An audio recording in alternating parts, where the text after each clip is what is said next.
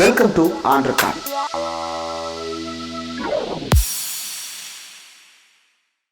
Welcome to on record. இன்றைக்கு நம்மோடு நேர்காணலுக்காக சிறப்பு விருந்தினராக மூத்த ஊடகவியலாளர், அரசியல் திறனாய்வாளர் திரு தராஸ் ஷியாம் அவர்கள் இணைந்திருக்கிறார். அவரோடு பேசலாம். சார் வணக்கம். சார் வணக்கம் இந்திரகுமார். பொன்முடி அவர்கள் வழக்குல மொத்தம் 2 வழக்கு இப்போ நீதிமன்றத்துல போயிட்டு இருக்குது. ஒண்ணு 96/2001 காலகட்டத்துல அவர் மீது போடப்பட்ட அந்த சொத்து குவிப்பு வழக்கு, ஜெயச்சந்திரன் அவர்கள் பெஞ்ச். இன்னொன்னு சோமோட்டோவா ஆனந்த வெங்கடேசன் பெஞ்ச் ஒண்ணு இருக்குது. அதுல இந்த சொத்து குவிப்பு வழக்குல போன ஆட்சியில போட்ட அந்த அப்பீலுக்கு இப்போ அவருடைய அக்யூட்டல கேன்சல் பண்ணியிருக்கிறாங்க. சோ அவரு திரும்ப கன்விக்ட் ஆகுறாரா, ஜட்ஜ்மெண்ட் கொடுக்க போறதா சொல்லி இருக்கிறாங்க. ரொம்ப வேகமா மூவ் ஆகுற மாதிரி இருக்குது. இதை எப்படி பாக்குறீங்க சார்? வேகமாக நகர்வதாக சொல்ல முடியாது. காரணம் என்னவென்றால், நீங்கள் குறிப்பிட்ட வழக்கு, அந்த சூமோட்டோ வழக்கு தனி, அது இந்த விவாதத்துக்குள்ள வராது. இப்ப நம்ம பேசிட்டு இருக்கிற வழக்கு என்பது 2006-2011 திமுக ஆட்சி காலத்தில் பொன்முடி அவர்கள் அமைச்சராக இருந்த போது வருமானத்துக்கு மிஞ்சிய சொத்து சேர்த்ததாக போடப்பட்ட வழக்கு. 1.75 கோடி ரூபாய் மொத்தம். அதே வருமானத்துக்கு மிஞ்சின சொத்தின் மதிப்பு 1.75 கோடி ரூபாய். டிவிஎஸ்சி 2011 அந்த வழக்கு போட்டாங்க. அந்த வழக்குக்கான செக் பீரியடா அவங்க எடுத்துக்கிட்டது ஏப்ரல் 2006 இருந்து மார்ச் 2010 வரைக்கும். இதுதான் செக் பீரியடு. இதுல சென்னை சிறப்பு நீதிமன்றத்தில் இந்த வழக்கு விசாரணையில இருந்து ரெகுலர் வழக்கு, அதாவது சாட்சிகள் முழு விசாரணை, குறுக்கு விசாரணை, சாட்சிகள், ஃபைனல் ஆர்குமெண்ட், ரிட்டர்ன் ஆர்குமெண்ட் எல்லாம் முடிச்சு அவருக்கு விடுதலை கொடுக்கப்பட்டது. அந்த விடுதலையை எதிர்த்து டிவிஎஸ்சி அப்பீல் போகுது. விடுதலை எப்ப தரப்படுதுன்னா 2016 ஏப்ரல். அதாவது 2011 போடப்பட்ட வழக்கு 2016 ஏப்ரல்ல விடுதலை. 2016 ஏப்ரல்ல விடுதலைக்கு பிறகு 2017 அப்பீல். அதாவது அப்பீல் அகேன்ஸ்ட் அக்விட்டல்னு சொல்லுவோம், விடுதலைக்கு எதிரான மேல்முறையீடு. இது கிட்டத்தட்ட பல வருடங்கள் நடந்து இப்போ நீங்க காலையில இப்போ குறிப்பிட்ட காலையில வந்த ஜெயச்சந்திரன் அமர்வு அவரை விடுதலை செய்த கீழமை நீதிமன்றத்தோட தீர்ப்பை ரத்து செஞ்சிருச்சு. அப்படின்னா he stands convicted. அதாவது அவர் குற்றவாளின்னு தான் நம்ம அப்படிதான் எடுத்துக்கிடணும். கன்விக்ஷன், சென்டென்சிங், இந்த ரெண்டுமே நீதி பரிபாலன கோட்பாடுல 2 நிலைகள். டெலிவரி ஆஃப் ஜட்ஜ்மெண்ட்ல 2 நிலை. கன்விக்ஷன் தனி நிலை, சென்டென்சிங் தனி நிலை. சென்டென்சிங்னா தண்டனை கொடுப்பது, கன்விக்ஷன்னா குற்றவாளி என்று தீர்மானிப்பது. இப்ப குற்றவாளின்னு தீர்மானித்த பிறகு சென்டென்சிங் இடையில ஒரு கேப் வேணும். சட்டமே அதை அடிக்கடி வலியுறுத்துது. இவர் 2 நாள் கேப் கொடுத்திருக்கிறாரு.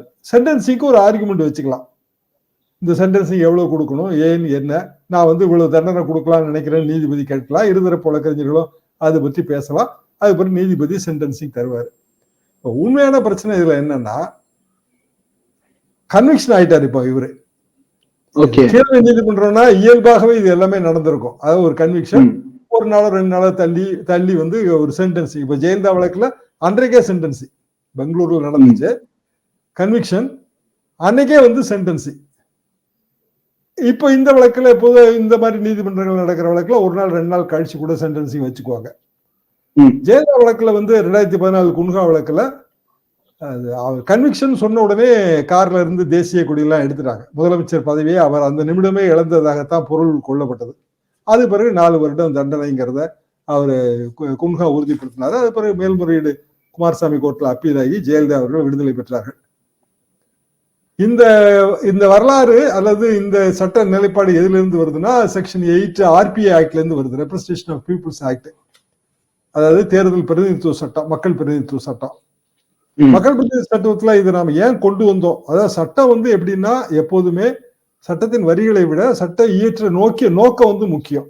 Intention of the law is more important than the law itself. இது ஒரு கோட்பாடு. அப்போ ஏன் இந்த சட்டத்துல இதெல்லாம் சேர்க்கப்பட்டது? சுதந்திரம் அடைஞ்ச காலத்துல உடனே இந்த சட்டத்துல இவை சேர்க்கப்படவில்லை. ஏன் சேர்க்கப்பட்டது என்றால், டீகிரிமினலைசேஷன் ஆஃப் பாலிடிக்ஸ். அரசியலை கிரிமினல்கள் பிடியில் இருந்து அகற்ற வேண்டும். இதுதான் இதோட நோக்கம். எனவே ஒரு சில அஃபென்சஸ் கன்விக்டட் என்று சொன்ன உடனேயே பதவி பறி போயிடும். சென்டென்சிங் சொல்லணுங்கிற அவசியம் இல்லை. அப்போ கன்விக்ஷன் சொன்ன உடனே பதவி பறிப்பு ஒரு அஃபென்ஸ்ல பிரிவென்ஷன் ஆஃப் கரப்ஷன் ஆக்ட் இருக்கு. இப்போ உதாரணமா ராகுல் காந்தி வழக்கு வந்து அவதூறு வழக்கு, 2 வருஷம் தண்டனை. சுப்ரீம் கோர்ட்டே என்ன சொல்லுச்சு அப்படின்னா, 2 வருஷத்துக்கு ஒரு நாள் குறையா இருந்தா கூட அவருக்கு வந்து இதுக்கு மேக்சிமம் பனிஷ்மெண்ட், அது அவதூறுக்கு மேக்சிமம் பனிஷ்மெண்ட் 2 வருஷம். அதிகபட்ச தண்டனையை கீழமை நீதிமன்றம் வழங்குச்சு. பல கட்டமாக கடந்து உச்சநீதிமன்றத்துக்கு அப்பீல் போகும்போது உச்சநீதிமன்றம் ஒரு நாள் குறைச்சலா கொடுத்திருந்தா கூட இவர் தகுதி இழப்பு வந்திருக்காது. ஸோ தகுதி இழப்பை ஏற்படுத்த வேண்டும் என்கிற நோக்கம் வந்து இந்த தீர்ப்புல தெரிஞ்சுது அப்படின்னு ஒரு அப்சர்வேஷன் அவங்க வச்சாங்க. அது வேற, ஏன்னா அது வந்து அவதூறு வழக்கு. இன்னும் சொல்லப்போனா அந்த ஷெடியூல்ல கூட அந்த அவதூறு வழக்குங்கிறது இல்ல, அதாவது தகுதி இழப்பு ஷெடியூல்ல இல்ல. இதுல வந்து தகுதி இழப்பு ஷெடியூல்ல 2ஆ பிரிச்சிருக்கிறாங்க. கன்விக்ஷன் ஆன உடனே தகுதி இழப்பு, தண்டனை வழங்கியவுடன் தகுதி இழப்பு. கன்விக்ஷன் ஆனவுடன் தகுதி இழப்புல பல கிரிமினல் சட்டங்கள் இருக்கு. அதுல எதுவும் ஒண்ணு, பிரிவென்ஷன் ஆஃப் கரப்ஷன் ஆக்ட் ஒண்ணு. அதனால இது இன்னமும் அந்த இடத்துல ஒரு சட்ட குழப்பம் இருக்கிறது என்பது எனது அபிப்பிராயம். என்ன காரணம்னா 2014 ஜெயலலிதா அவர்கள் அந்த வழக்கோட பல்வேறு வகைகள்ல அதுக்கு எனக்கு பரிச்சயம் இருக்கு. உடனடியாக இமிடியட்டாவே வந்து கொடியை எடுத்துட்டாங்க. கொடியை எடுத்து இமிடியட்டா இங்க அதோட விளக்கங்கள் எப்படி சொல்லப்படுதுன்னா, அவங்க உடனடியாவே கன்விக்டட்னு சொன்ன அந்த உடனேயே, குற்றவாளின்னு தீர்மானிக்கப்பட்ட உடனேயே அவர்கள் வந்து பதவி இழப்பு வந்துருது. என்ன காரணம்னா இன்டென்ஷன் ஆஃப் த லா. அதுதான் லா மேக்கரோட நோக்கம் என்னன்னா டீகிரிமினலைசேஷன் ஆஃப் பாலிடிக்ஸ். அதுதான் வந்து நம்ம இந்த ஆர்பிஐ ஆக்ட்ல வந்து இந்த விதியை நம்ம சேர்த்திருக்கிறோம் என்று விளக்கம் தரப்பட்டது. ஆனால் இன்னமும் அதற்கடுத்து அந்த நிலைப்பாடை இன்னும் ஒரு நாள் 2 நாள்ல தான் நம்ம புரிஞ்சுக்க முடியும். வாட் எவர் இட் இஸ் வந்து சென்டென்சிங்க்கு வந்து சம்மந்தப்பட்டவங்களை கூப்பிட்டு சென்டென்சிங் ப்ரொனவுன்ஸ் பண்ணணும், நீதியரசர் ப்ரொனவுன்ஸ் பண்ணணும். ஸோ கீழமை நீதிமன்றம் வேற மாதிரியாக தண்டனை கொடுக்கும், ஹைகோர்ட்டு வந்து வேற மாதிரியாக தண்டனை கொடுக்கலாம். ஹைகோர்ட் வந்து தண்டனையை செல்ஃப் ஸ்டே கூட பண்ணலாம், தன் தண்டனையை தானே நிறுத்தி வைத்து விட்டு அப்பீல் போறதுக்கான அது கூட அவங்க அலோவ் பண்ணலாம். எப்படி முடிவெடுக்க போறாங்கன்னு நமக்கு உண்மையிலே தெரியல. ஓகே, இப்ப வந்து இந்த 2 நாள் கேப் இருக்கு. இந்த 2 நாள்ல இவங்க வந்து ஹைகோர்ட்ல அப்பீல் பண்ணணுமா இல்ல சுப்ரீம் கோர்ட் அப்பீல் போகணுமா? இந்த 2 நாள் கேப்ல இவங்க என்ன பண்ணலாம்? ஏன் இந்த 2 நாள் கேப் கொடுக்கப்பட்டிருக்கு சார்? சென்டென்சிங்க்கு, கன்விக்ஷனுக்கு சென்டென்சிங்க்கு இடையில கண்டிப்பாக இடைவெளி இருக்க வேண்டும் என்பதை சட்டம் பலமுறை வலியுறுத்தி இருக்கிறது. பல தீர்ப்புகளிலும் அது இருக்கிறது. எனவே 2 நாள் கேப்புங்கிறது அது ஒரு பெரிய விஷயம் இல்ல. ரொம்ப சர்வசாதாரணமா எல்லா வழக்குகளையும் நீங்க இதை பார்க்கலாம். குறிப்பிட்ட ஜெயலலிதா வழக்குல காலையில கன்விக்ஷன், ஈவினிங் தான் சென்டென்சிங். கொஞ்சம் சில மணி நேரங்கள் இடைவெளி தரப்படுது. அதுக்கு என்ன காரணம் அப்ப சொன்னாங்கன்னா, அவங்க வந்து தமிழ்நாட்டுக்கு போனாங்கன்னா அவங்களை திருப்பி இங்க கொண்டு வந்து நம்ம ப்ரொடியூஸ் பண்ண முடியாதுங்கிறத காரணமா சொன்னாங்க. பெங்களூர்ல நடந்த வழக்கு என்பதா. இங்க வந்து சம்பந்தப்பட்ட பொன்முடியோட திருமதியும் விசாலாட்சி அவங்களும் வந்து சென்டென்சிங் அப்ப ஆஜர் ஆகணும் கோர்ட்ல. செய்திகள்ல பார்க்கும் பொழுது இப்ப அடுத்த ஹியரிங், அதாவது ஜட்ஜ்மெண்ட் ஹியரிங், சென்டென்சிங் ஹியரிங்க்கு வந்து நேரிலோ அல்லது இணைய வழியாகவோ ஜாயின் பண்ணலாம்னு ப்ரொவிஷன் கொடுத்திருக்கிறதா சுட்டி காட்டுறாங்க சார். இணைய வழியாகவும் ஜாயின் பண்ணலாம். ஈவன் நீங்க ஜாயின் பண்ணாட்டாலும் சென்டென்சிங் கொடுத்துருவாங்க. ஜாயின் பண்ண அது புறக்கணிச்சாலும் சென்டென்சிங் கொடுத்துட்டு அதுக்கு வந்து தனியான ஒரு வாரண்ட் போட்டுருவாங்க. பொதுவாக வந்து மரபு என்னன்னா, அவங்கள வந்து நம்ம அழைத்து இந்த தண்டனை நம்ம தரப்போறோம், உங்க கருத்து ஏதாவது இருக்கா, நீங்க ஏதாவது சொல்ல விரும்புறீங்களான்னு கேட்கறது வந்து அப்படிதான் நடைமுறையில இருக்கு. அது நம்மளோட நீதி பரிபாலன நடைமுறையில இருக்கு. அதாவது ஒவ்வொரு கட்டத்திலையும் வந்து நம்ம குற்றம் சாட்டப்பட்டவருக்கு பல வாய்ப்புகள் தர்றோம், குற்றமற்றவருக்கு சொல்வதற்கான வாய்ப்பு தரோம், அவங்க கருத்தை கேட்கிறோம். ஹியரிங் த அதர் சைடு, அது ஃபேர் ஹியரிங். இப்போ பொன்முடி மனைவி இவங்க 2 பேர் சார்பாகவும் சென்டென்சிங் அப்ப ஆர்குமெண்ட்ஸ் வைப்பாங்க. அது பெரிய அளவுக்கான ஆர்குமெண்ட்ஸ் இருக்காது, இருந்தாலும் ஆர்குமெண்ட்ஸ் வைப்பாங்க. அடிப்படையில வந்து சூமோட்டோ வழக்கு அது தனியா நடந்துட்டு இருக்கு. அதுல பல குழப்பங்களும் இருக்கு. அந்த சூமோட்டோ வழக்குல பல குழப்பங்கள் இருக்கு. அது இந்த ஜங்ஷன்ல அதை பத்தி பேசுறது பொருத்தம் இல்ல. ஆனா இன்னொரு வழக்கு, இதே வழக்கு பொன்முடி வழக்கு, இதே மாதிரியான சர்க்கம்ஸ்டன்சஸ், இதே மாதிரி வந்து ஆர்குமெண்ட்ஸ் வைக்கப்பட்டது. அந்த வழக்கு வந்து 96/2001, அதாவது முதல் திமுக ஆட்சி, கலைஞர் முதல்வர் 96/2001. அதுல இதே பிரிவென்ஷன் ஆஃப் கரப்ஷன் ஆக்ட், அது 3.08 கோடி ரூபாய் சொத்துக்கு அதிகம், வருமானத்துக்கு மிஞ்சிய சொத்து சேர்த்ததாக அந்த வழக்கு போடப்பட்டது. செக் பீரியட் வந்து 13/5/96 இருந்து 31/3/2006 செக் பீரியட் போட்டு அந்த வழக்கு நடந்தது. வழக்கு நடக்கும்போது A1 வந்து பொன்முடி, A2 வந்து அவங்க மாமியார், A3 A4 A5 வந்து ஒரு சிகா ட்ரஸ்ட். நான் நினைக்கிறேன் அவங்க மகன் பேர்ல கௌதம் சிகாமணி பேர்ல சிகா ட்ரஸ்ட் வச்சிருப்பாருன்னு நான் நினைக்கிறேன். அந்த சிகா ட்ரஸ்ட்ல இருக்கிற டைரக்டர்ஸ். இந்த வழக்கு நடக்கும்போது என்ன ஆச்சுன்னா, இந்த A2ல இருந்து A5 வரைக்குமானவர்களோட அவங்க இன்கம் டேக்ஸ் அசஸிஸ், அவங்களுக்கு வருமானம் இருக்கு, சொத்தும் இருக்கு. அதை வந்து சரியான முறையில் டிவிஎஸ்சி வழக்குக்குள்ள கொண்டு வரல, அவங்கள விசாரிக்கல, இன்கம் டாக்ஸ் நோட்டீசஸ் பேமெண்ட் இதெல்லாம் வந்து அவங்க கணக்கில் எடுத்துக்கலாங்கிற வாதம் வச்சாங்க. அதை ஏற்றுக்கொண்டு டிஸ்சார்ஜ் கொடுத்தாங்க. அதாவது ட்ரையல் நடக்கல, சாட்சி விசாரணை எல்லாம் இல்லை, ஆரம்ப கட்டத்திலேயே வந்து டிஸ்சார்ஜ் கொடுத்துட்டாங்க. அது லோக்கல் சிஜிஐ கோர்ட் வந்து டிஸ்சார்ஜ் கொடுத்துருச்சு. இதுதான் வந்து கடலூர்ல நடந்த வழக்கு. ஆனா இப்போ நம்ம பேசிட்டு இருக்கிற வழக்கு வந்து விழுப்புரம் நீதிபதி சுந்தரமூர்த்தி அவர்கள் தொடர்ந்து விசாரணை எல்லாம் செய்து ஃபுல் ட்ரையலுக்கு பிறகு கொடுத்த விடுதலை. அந்த விடுதலை விட இந்த விடுதலை ரொம்ப முக்கியமானது. ஏன்னா டிஸ்சார்ஜ் விடுதலையை வந்து பொதுவா நம்ம லாயர்ஸ் வந்து பெருசா எடுத்துக்கிறது இல்லை. என்ன காரணம்னா அது வந்து டெக்னிக்கல் தான். சில நேரங்களில் டெக்னிக்கல் ஃபால்ட் வந்துடும், மேற்கொண்டு வழக்கை தொடர்ந்து நடத்தி எந்த பிரயோஜனமும் இல்லை. ஏன்னா இந்த டெக்னிக்கல் ஃபால்ட் இருந்தா அது ஆட்டோமேட்டிக்காவே அக்யூட்டர்ல தான் போய் முடியும், நீதிமன்ற நேரம் தான் வேண்டாம்னு சொல்லி ஆரம்ப கட்டத்திலேயே வந்து தள்ளுபடி செய்ய சொல்லி ஒரு பெட்டிஷன் போடுறது. அதான் டிஸ்சார்ஜ் பெட்டிஷன். எத்தனை டிஸ்சார்ஜ் பெட்டிஷன் போடலாம் நீங்க ஒவ்வொரு கட்டத்திலையும். என்ன காரணம்னா நீங்க 3 வருஷம் வழக்கு நடத்துறீங்க, வழக்கின் முடிவில் வந்து ஒண்ணுமே இல்லை, கால வரையும் தான் அப்படின்னு நம்ம ஐயன் திரிபுர கோர்ட்ல மெய்ப்பிக்கணும், கோர்ட் அதை கன்வின்ஸ் ஆகணும். ஆனா அந்த விடுதலையை வந்து பொதுவாக பிற விடுதலைகள் மாதிரி, அதாவது சார்ஜ் ஃப்ரேமிங், அதுக்கு பிறகு வந்து ட்ரையலு, சாட்சிகள், குறுக்கு விசாரணை, சான்றாவணங்கள் சமர்ப்பிப்பு, இந்த நடைமுறைகள் கையாளப்படாததால அந்த விடுதலையை பொதுவாக பெருசாக எடுத்துக்கொள்வதில்லை. அப்படியான சில டிஸ்சார்ஜ் விடுதலைக்கு எதிராக சூமோட்டோ வழக்குகளும் இருக்கு. சூமோட்டோ அவர் நீதியரசர் ஆனந்த் போட்டதுல அதெல்லாம் வருது. பொன்முடிக்கு இது வந்து ஒரு மிகப்பெரிய ஆபத்து தான், பேராபத்து. இது அரசியல் ரீதியா திமுகவுக்கும் பொன்முடிக்கும் எந்த மாதிரியான ஒரு விளைவை ஏற்படுத்தும்? ஏன்னா கண்டினியூஸா நம்ம பாக்குறோம், ஆனந்த் வெங்கடேசன் சார் வந்து சோமோட்டோ எடுக்கிறாரு, அதற்கு சில நாட்கள்ல பொன்முடி அவர்கள் வந்து இடி விசாரணைக்கு அழைக்கப்படுறாரு. அடுத்து கொஞ்ச நாள்ல வந்து இந்த அக்யூட்டல் வந்து டிஸ்மிஸ் ஆகுது. இந்த கேஸ் நீண்ட காலமா நடந்து கொண்டிருப்பதுதான். ஆனாலும் கூட இன்றைய சமகாலத்துல பொருத்தி பார்க்கும்போது இந்த 3 நிகழ்வுகளும் வரிசையா நிகழ்ந்திருக்கிறது. இது அரசியல் ரீதியா திமுகவுக்கும் பொன்முடிக்கும் என்ன மாதிரியான விளைவுகளை ஏற்படுத்தும் சார்? பொன்முடிக்கு பாரதூரமான விளைவுகள் ஏற்படும் தான் நான் நினைக்கிறேன். ஏன்னா நீங்க சொல்றபடி இடி வந்து இதுக்குள்ள களத்துக்குள்ள குதிக்கும்.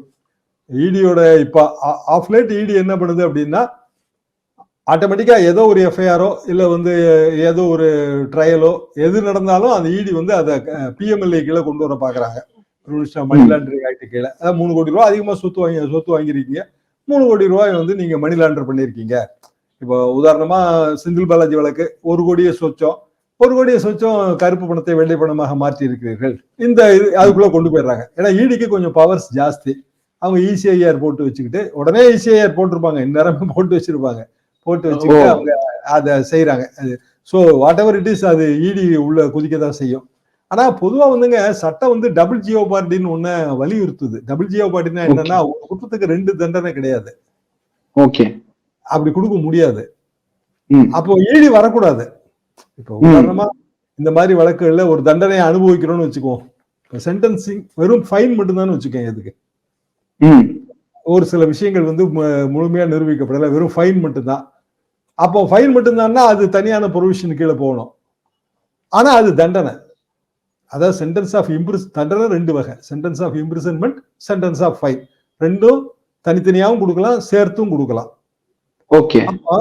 இந்த நுணுக்கமான வேறுபாடு இருக்கும்போது இடி இப்ப சமீப காலமா கடைபிடிக்கிற நடைமுறை இந்தியா முழுவதும் வந்து அவங்க வந்து இதுக்குள்ளதான் வராங்க. இப்ப ஈவன் இன்கம் டாக்ஸ் மேட்டரா இருந்தாலும் இப்படிதான் வராங்க.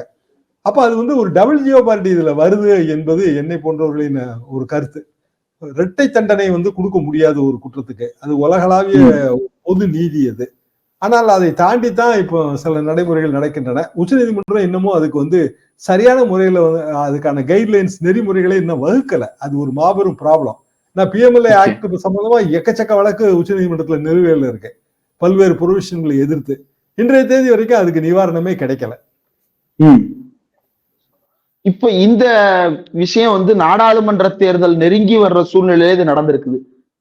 இன்னொரு 3-4 மாசத்துல இந்தியா முழுக்க வந்து நாடாளுமன்ற தேர்தல் சூடுபிடிக்க போகுது. இன்னைக்கு கூட இந்தியா கூட்டணி கூட்டம் வந்து டெல்லியில் நடந்துகிட்டு இருக்குது. இந்த சூழ்நிலையில இத பொருத்தி பார்த்தோம்னா இது நேஷனல் லெவல்ல டிஎம்கேவுக்கு இன்னும் பெரிய டிசாஸ்ட்ரஸ் ஆன ஒரு மூவா வந்து நிக்க போதா சார்? அப்படி நான் நினைக்கிறேங்க. என்னன்னா அரசியல்வாதிகள் வழக்கு அது இது ஆளுங்கட்சி ஒரு ஆளுங்கட்சியா இருக்கிறப்ப ஒரு மினிஸ்டர் பேர்ல இந்த ஆளுங்கட்சி எதிர்கட்சி ஆகும் போது போடப்படுகிற வழக்கு தான். ஜெயலலிதா மீது போடப்பட்ட வழக்கும் திமுக ஆட்சி போட்ட வழக்கு தான். இப்போ எதிர்கட்சியான பிறகு வழக்குகள் தொடரப்படுவது இப்ப இந்த ஆட்சியில எத்தனையோ வழக்குகள் அப்படி போட்டு நடந்துகிட்டு இருக்கு. இதே மாதிரி எல்லா மாநிலங்களையும் நீங்க பார்க்கலாம். அது வந்து அரசியல் வாழ்க்கையை பெரிய அளவுக்கான அரசியல் நிலவரங்களை பெரிய அளவுக்கு பாதிப்பது இல்லை. உதாரணமா ஜெயலலிதா வழக்கு 2014 4 வருஷம் தண்டனை, 2015 அப்பீல்ல விடுதலை, 2016 திருப்பி அவங்க ஜெயிக்கிறாங்க. 96 அரஸ்ட் சிறைவாசம் ஜெயலலிதாவுக்கு, 98 பாராளுமன்ற தேர்தலில் 40 சீட்டுக்கு 30 சீட்டு ஜெயிச்சது. 2001 வந்து அவங்களுக்கு வந்து தண்டனை, தேர்தலே போட்டி போட முடியாத அளவுக்கு வந்து அவங்களுக்கு தண்டனை வந்துருச்சு. எல்லா வேட்புமனுக்களும் நிராகரிக்கப்பட்டது. 4 இடத்துல போட்டாங்க, 4 இடமும் நிராகரிக்கப்பட்டது. 2001 தேர்தலில் வந்து அதிமுக வெற்றி. எனவே வாக்கு அரசியல்ல இது சரியா ரிலேட் ஆகல. மக்கள் வந்து வேற மாதிரி பாக்குறாங்க. வாக்கு அரசியல்ல வெற்றி தோல்வி என்பது களப்பணியாளர்கள், கூட்டணி வியூகம், தேர்தல் நேரத்துல அந்நேரம் இருக்கிற மக்களின் உணர்வுகள், இப்படி வேறு பல காரணிகள் அதுல வருது. பொன்முடி வழக்கு இல்ல வந்து செந்தில் பாலாஜி வழக்கு இதெல்லாம் வந்து வெற்றிக்கும் வழிவகுக்காது, தோல்விக்கும் வழிவகுக்காது. எப்பவுமே நான் இத்தனை வருஷமா அப்படிதான் பார்த்துட்டு இருக்கிறேன். இந்திரா காந்தி கொலை வழக்கு, கொலை முயற்சி வழக்கு, அது கலைஞர் பேராசிரியர் பேர்ல 1977 எம்ஜிஆர் ஆட்சி வந்த உடனே மதுரையில இந்திரா காந்தி அம்மாவுக்கு கருப்பு கொடி காட்டினாங்க. கருப்பு கொடி காட்டும் போது அடிதடி ஆகி போச்சு. இந்திரா காந்தி அம்மா தலையிலேயே அடிபட்டு ரத்தம் வந்துருச்சு. ஆக்சுவலா திண்டுக்கல் ரயில்வே ஸ்டேஷன் அவங்க உட்கார்ந்து இருந்தப்ப அவங்கள போய் பார்த்தவங்கள நானும் ஒருத்தன். அப்போ எப்படி அதுக்கு பிறகு இந்திரா காந்தியோட கலைஞர் கூட்டணி வச்சாரு, அந்த கூட்டணி எப்படி ஜனங்க ஏத்துக்கிட்டாங்க, 80 வந்து மக்களவை தேர்தலில் எப்படி அந்த கூட்டணி எம்ஜிஆர் வந்து தோற்கடித்தது, இன்றளவு எனக்கு அதுக்கு விடையே கிடைக்கல. அதுக்கு பிறகு வந்து அந்த வழக்குல தீர்ப்பாகி 2 வருஷம் தண்டனை வந்துச்சு. இப்ப இந்த வழக்குல திமுகவுக்கு எந்த பாதிப்புமே இல்ல அப்படின்னு நீங்க சொல்றது வந்து ஒரு பக்கம் அதிர்ச்சியா இருக்கு. ஏன்னா வந்து பிஜேபி ரொம்ப கண்கொத்தி பாம்பா இருக்கு. ஏற்கனவே பிரதமர் மோடி தேசிய அளவுல பிரச்சாரம் பண்ணிட்டு இருக்கிறாரு. திமுக உள்கட்சி, திமுக வந்து குடும்ப அரசியல் பண்றது, திமுக வந்து பழைய தலைக்கட்டுகள் உட்கார்ந்துக்கிட்டு பஞ்சாயத்து பண்றாங்கன்ற விஷயங்கள் வந்து தேசிய அளவுல பிரதமர் மோடி, அமித்ஷா, அண்ணாமலை வரைக்கும் அதை தொடர்ந்து பேசுறாங்க. இப்ப இதெல்லாம் அவங்களுக்கு வந்து ரொம்ப பெரிய ஒரு கிஃப்ட் பாக்ஸ் மாதிரி அவங்க கையில கிடைச்சா இது எப்படி சார் திமுகவுக்கு டேமேஜ் இல்லாம போகும்னு நினைக்கிறீங்க? வாக்கரசியல் அப்படிதாங்க இருக்கு. ஊழல் ஒழிக்கப்பட வேண்டும் என்பதுல மாற்று கருத்து யாருக்குமே இருக்க முடியாது. அப்படின்னா 4% யாதவ் ஜெயிச்சே இருக்கக்கூடாது. அதுக்கு பிறகு இப்படி பல உதாரணங்கள் உங்களால சொல்ல முடியும். இந்திய அரசியல்ல ஏராளமான உதாரணங்களை நம்மால் சொல்ல முடியும். அப்ப மக்களுக்கு அதை விட பெரிய பிரச்சனை இருக்குன்றீங்களா சார்? தேர்தலுக்கு ஓட்டு போடும்போது மக்கள் வேற மாதிரி கண்ணோட்டங்கள்லாம் வச்சிருக்கிறாங்க. ஒண்ணு. ரெண்டாவது, அந்த கூட்டணி அரசியல்ங்கிறது ரொம்ப இம்பார்ட்டன்ட் தான் நான் எப்பவுமே நினைப்பேன். அதுல வந்து ஒரு சிறிய ஓட்டு சதவீதம் இருந்தா கூட அந்த பெரிய அளவுக்கு வந்து சீட்டு பிடிச்சிடலாம். கலைஞர் சொல்லுவார் அடிக்கடி, வென்றவன் சொன்னா சீட்டு கணக்கியா, தோத்தவன் சொன்னா சதவீத கணக்கும்பாரு. அதான் உண்மை. அதாவது ஒரு 4% 3% டிஃபரன்ஸ்ல ஆட்சி மாறிடுது. 5 வருஷம் ஆட்சி மாறிடுது. அப்போ அந்த கூட்டணியை சரியா கொண்டு போறது, அந்த வியூகத்தன்மை, கூட்டணியில இருக்கிற கட்சிகளை அதிருப்தி அடைய விடாம பாத்துக்கிறது, இப்படி வேற சாமர்த்தியங்கள் தேவைப்படுது தேர்தல் அரசியல்ல வெற்றிக்கு. ஊழல் ஒழிப்பு, ஊழலுக்கு எதிரான பிரச்சாரம், இதெல்லாம் உண்மையாவே பியூரிட்டன் பாலிடிக்ஸ்க்கு அவசியம் தேவை. அதனாலதான் நம்ம இந்த சட்டத்திருத்தம் கொண்டு வர்றோம். இன்னும் சொல்ல போனால் இதுல வந்து ஒரு மாறுதல் செய்வதற்கு மன்மோகன் சிங் அரசு முயற்சித்தது. உடனடியா கன்விக்ஷன் ஆன உடனே வந்து சென்டென்சிங் ஆன உடனே தகுதி இழப்பு வரக்கூடாது, அப்பீல் போறதுக்கு ஒரு 3 மாசம் டைம் கொடுக்கணும். ஏன்னா நேச்சுரல் அப்பீல் ஒண்ணு இருக்குல்ல. இப்போ இதே பொன்முடி இப்ப லோயர் கோர்ட்னு வச்சுக்கோ, கீழமை நீதிமன்றத்துல இதே மாதிரி தண்டனை ஆயிப்போச்சு. ஆனா அப்பவே அவருக்கு பதவி போயிடும். இப்ப ஜெயலலிதா அவர்களுக்கு முதல்வர் பதவி கீழமை நீதிமன்றம் தானே, மாவட்ட செஷன்ஸ் நீதிமன்றம் தானே குன்ஹா கோர்ட், உடனே பதவி போயிருச்சு. அதுக்கப்புறம் சுப்ரீம் கோர்ட் வரைக்கும் மேட்டர் வந்துச்சு. அப்போ அப்பீலுக்கான ஒரு வழிவகை வந்து குற்றம் சாட்டப்பட்டவர்களுக்கு தரணும். அதுதான் நேச்சுரல் ஜஸ்டிஸ் என்று அப்போ மன்மோகன் சிங் காலத்துல சொல்லப்பட்டு 3 மாசம் மாறுதல், 3 மாசம் ஒரு கேப், கன்விக்ஷன் சென்டென்சிங் 3 மாசம் அப்பீல் போலாம். அப்பீல் போறதுக்கு பிறகு தான் அப்பீல்லையும் கன்ஃபார்ம் ஆனா தான் வந்து தகுதி இழப்புன்னு கொண்டு வந்தாங்க. ராகுல் காந்தி அந்த சட்டத்திட்டத்தை வாங்கி கிழிச்சு போட்டாரு, உங்களுக்கு ஞாபகம் இருக்கும். இப்பதான் ஒரு 1.5 மணிக்கும் 2013 எண்டு போன மன்மோகன் சிங் ஆட்சி காலத்தோட முடிவுல அந்த மாறுதலை செய்ய விடல. என்ன காரணம் அப்படின்னா டீகிரிமினலைசேஷன் ஆஃப் பாலிடிக்ஸ் தான் உயரிய நோக்கம். சில நோக்கங்கள் புனிதமானவை, ஆனால் புனிதமான நோக்கங்களை வைத்திருப்பதாலேயே வெற்றிகள் கிடைத்து விடும் என்று நம்மால் சொல்ல முடியவில்லை. அது ஒரு துரதிருஷ்டம் தான். ரைட். நிறைவா ஒரே ஒரு கேள்வி மட்டும். சரி, இப்ப பொன்முடி அவர்கள் அமைச்சரா இல்லையா? ஏன்னா தமிழ்நாடு அரசு தரப்புல இருந்து இன்னும் எதுவும் விளக்கம் கொடுக்கப்படல. இது ஷெட்யூல்ட் அஃபென்ஸ், கன்விக்டட் அப்படின்னு சொல்லிதான் இன்னைக்கு தீர்ப்பாயிருக்கு. இப்ப இந்த 2 நாள் கேப் இருக்கு சென்டென்சிங்க்கு நடுவுல. இந்த 2 நாள் அவர் அமைச்சரா இல்லையா? இதற்கு அரசு என்ன முடிவு எடுக்க போகுது? அரசு என்ன முடிவெடுக்க போகிறது நமக்கு தெரியாது. ஆனா சில விதிமுறைகளை வைத்து பார்க்கும்போது கன்விக்ஷன் சொன்னா அமைச்சர் பதவி போயிருது. இது வந்து பிரிவென்ஷன் ஆஃப் கரப்ஷன் ஆக்ட் அந்த இதுக்குள்ள வருது, அந்த ஷெட்யூலுக்குள்ள வருது. எம்எல்ஏவும் டிஸ்குவாலிஃபை ஆயிடுறாரு. எம்எல்ஏவும் டிஸ்குவாலிஃபை ஆயிடுறாரு. அதாவது குவாண்டம் ஆஃப் சென்டென்சிங்கை பத்தி கவலையே இல்லை. ஓகே, இப்படியான சில ஜூரிஸ்ப்ரூடன்ஸ்ல இப்படி இருக்கு. 2 வருஷம் தண்டனை கொடுத்த பிறகுதான் வெறும் கன்விக்ஷன் தான். ஏன்னா கன்விக்ஷனை வந்து ஸ்டே பண்ணலாம். இப்போ நீங்க வந்து இப்போ ராகுல் காந்தி வழக்கோ பிற வழக்கில் பாத்தீங்கன்னா அப்பீல் போறதுக்காக கன்விக்ஷனை ஸ்டே பண்ணிடுவாங்க. கன்விக்ஷன்ங்கிற அந்த விதிப்பு குற்றவாளி என்கிற அந்த தீர்ப்புக்கு தற்காலிகமா தடை விழும். நீங்க அப்பீல் போலாம். ஆனா சென்டென்சிங்க்கு தடை விழாது. அத நீங்க அப்பீல் போகும்போது சென்டென்ஸ் சுப்ரீம் கோர்ட் தடை கொடுத்தா தான் உண்டு. சில நேரங்கள்ல ஹைகோர்ட்டே வந்து இப்போ இது அப்பீல் அகேன்ஸ்ட் அக்யூட்டல், விடுதலைக்கு எதிரான மேல்முறையீடு. அப்போ இன்னமும் ஸ்டில் அவருக்கு ஒரு சான்ஸ் இருக்கு, பொன்முடிக்கு ஒரு சான்ஸ் இருக்கு. அப்போ செல்ஃப் ஸ்டே, கன்விக்ஷனுக்கும் ஸ்டே அது ஆட்டோமேட்டிக்காவே நீதிபதி கொடுத்துருவாரு, நீதியரசர் ஜெயச்சந்திரன். சென்டென்சிங்க்கும் தண்டனை விதிச்சு அந்த தண்டனைக்கும் ஸ்டே அப்படி கொடுத்தால் இந்த பதவி தப்பும். எது எப்படி இருந்தாலும் அகில இந்திய அளவுல பல்வேறு சட்ட விவாதங்களை கிளப்பக்கூடிய ஒரு நகர்வாகத்தான் நான் இதை பார்க்கிறேன். ரைட் சார், நிறைய விஷயங்கள் நுணுக்கமா நுட்பமா ரொம்ப விளங்கி கொள்ளும் வகையில எடுத்து சொன்னீங்க. இவ்வளவு நேரம் ஒதுக்கி இந்த நேர்காணல் தந்ததற்கு மிக்க நன்றி சார்.